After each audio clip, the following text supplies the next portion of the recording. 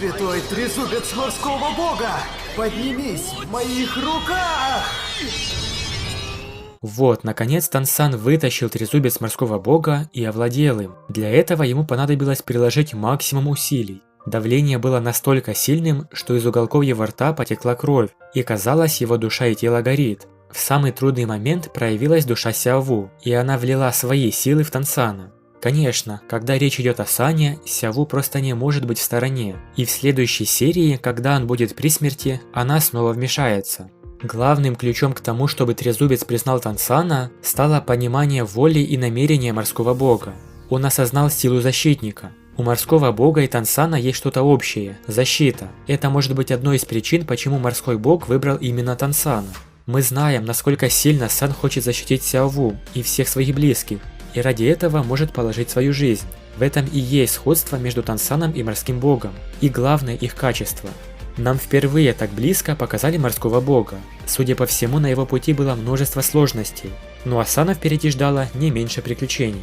Все приветствовали Тансана с трезубцем в руке, даже титулованные стражи и морские духовные звери. Только представить, те самые титулованные, которые служили в качестве наставников, теперь выразили свое почтение Сану.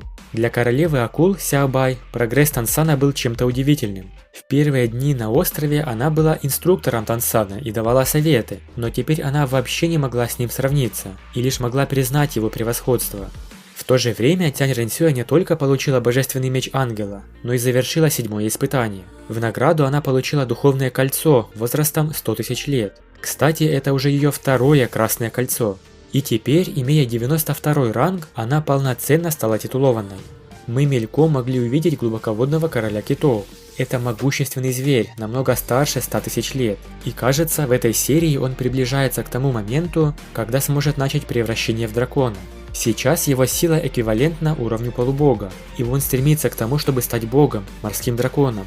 Возможно, на данный момент даже босс Айси ему не ровня, а лишь в будущем Тансан силой трезубца будет способен его победить. За прохождение 7-го испытания, конечно же, все получили свои награды. Сан увеличил связь с морским богом, ну а награды Нин Ранрон просто поразили всех. Как показали в анонсе, она получила щедрую награду в виде 100-тысячелетнего кольца, а также стала 2-й жрицей острова.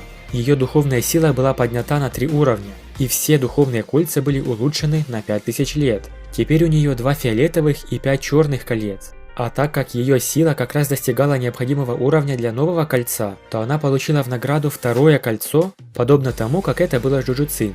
Услышав уведомление о награде, даже сама Нин Ранрон не могла в это поверить. Она прошла только на одно испытание больше, чем Таймуба и другие, но в этом испытании она получила намного более высокие награды по сравнению с ними. Вот какие привилегии дает красная оценка испытаний. Ее 8-е красное кольцо обладает невероятно сильной защитной способностью. Оно может выдержать любую атаку мастера ниже 9-й способности духа, а титулованные не так часто пользуются своим 9-м навыком, ввиду большого поглощения духовной силы. 2-е дарованное богом кольцо Нин Ранрон прибережет на будущее, когда достигнет 90-го ранга. Интересно, что в анонсе показали босса Айси в руках с трезубцем, как будто она отобрала его у Сана и хочет присвоить его себе, но все было совершенно иначе.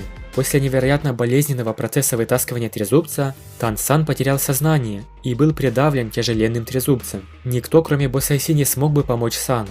И это первый раз, когда она использовала всю свою силу. Чтобы немного отодвинуть трезубец, она выпустила все свои 9 духовных колец. Сан был очень слаб, настолько, что находился при смерти. Пытаясь вытащить трезубец, он потерял треть своей крови.